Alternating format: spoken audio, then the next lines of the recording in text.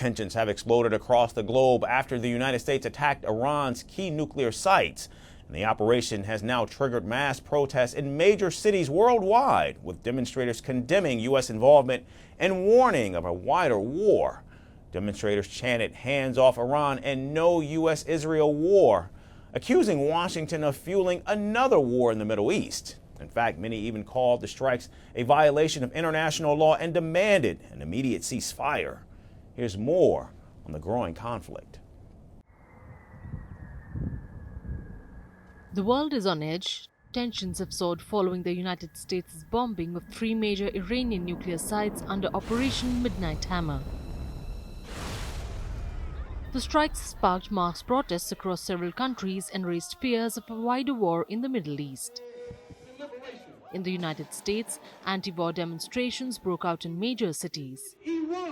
Chanting "Hands off Iran," hundreds gathered at the Times Square in New York.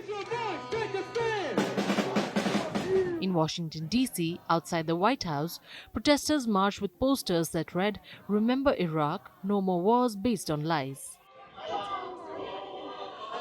Angry protesters also gathered in Los Angeles and Chicago, urging the Trump administration to pull back. Many even accused the U.S. of blindly supporting Israel in its conflict with Iran.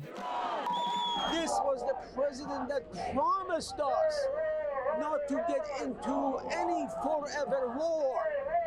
And here he is going again, following Netanyahu, following instructions from Netanyahu.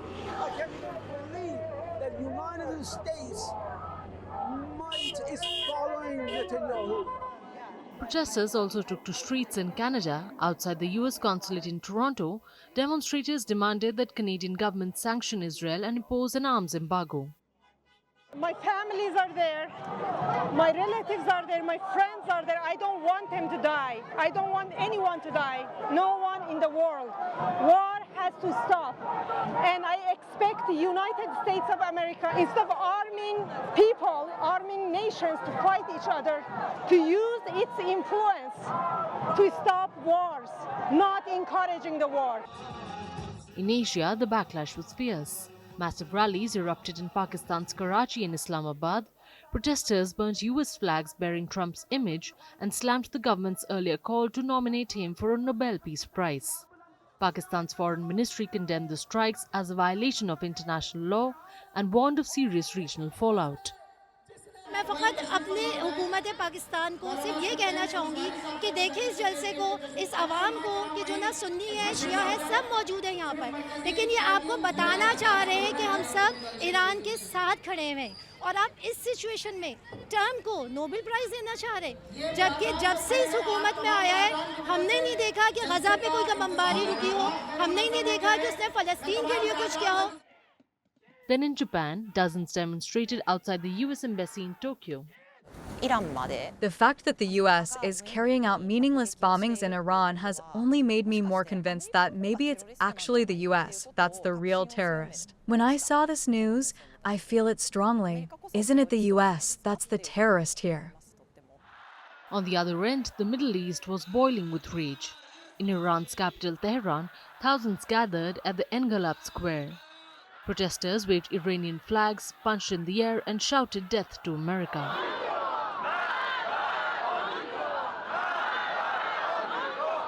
Others held up portraits of the supreme leader Ayatollah Khamenei. Even critics of the regime joined in.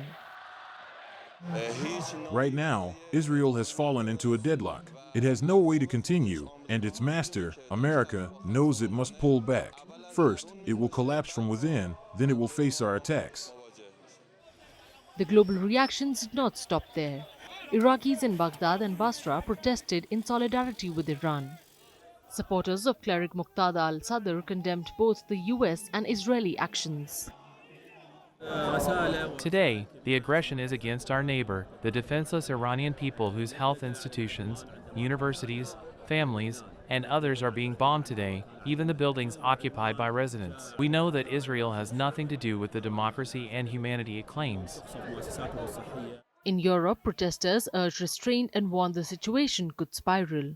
I feel devastated. It can trigger a wider war. It has opened the path for illegal attacks on nuclear installations everywhere in the world. And it is very worrisome development.